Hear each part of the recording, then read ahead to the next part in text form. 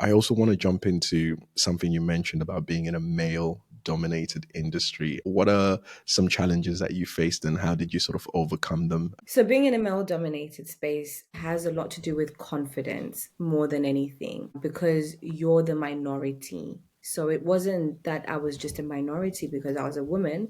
I was a minority because the average profile of a transport worker is white, male, around 40, 50 age, because these are experienced people. And then Hmm. here I'm coming as a woman. That's one minority. I am young. That's another. I am black. And that's, a triple whammy minority. I was ticking all of those boxes. So for me to enter such a space, especially very early on in my career, I felt I couldn't even talk. I felt I couldn't put my ideas over because how are they going to listen to this person who is not as experienced or represents what typical transport people look like? Yeah. So for me, it was the confidence thing that I would say was the biggest hurdle. I just Yeah. needed to step into myself and remember that I deserve to be here.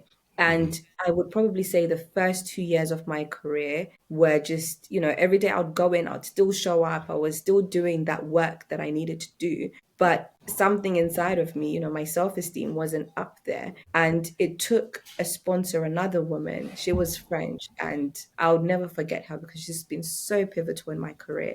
And Yeah. French people already don't tolerate a lot of things. So she was a spicy, spicy woman. And all the men at work knew that they couldn't cross this woman. She was the most loveliest person.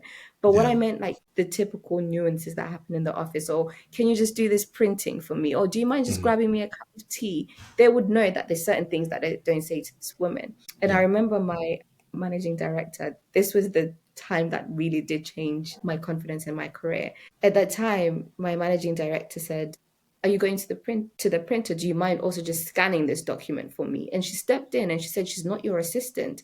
And I thought I was ready to just take the paper to the printer and, do all of that. And, Yeah.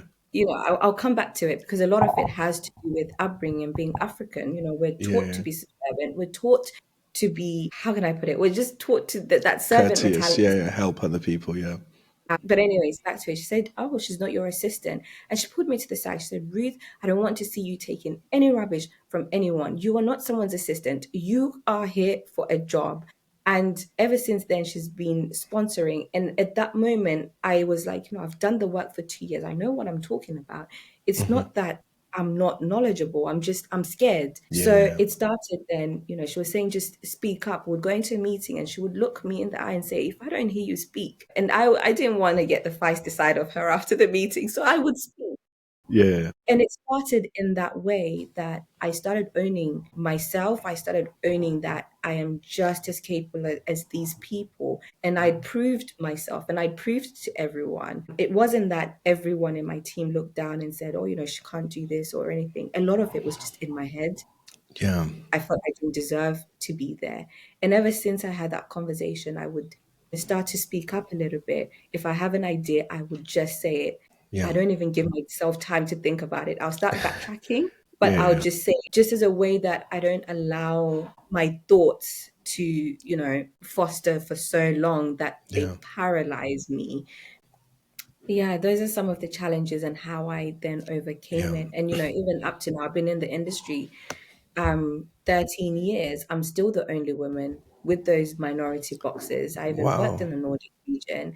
And, I now am so confident in my skills and my abilities, but it's a journey. Yeah. So if, there are also other people that are in that space, I would say just, commit to just doing one thing. If it's just letting them hear your voice, soon enough, they will listen. Yeah. And they always do as well. Yeah.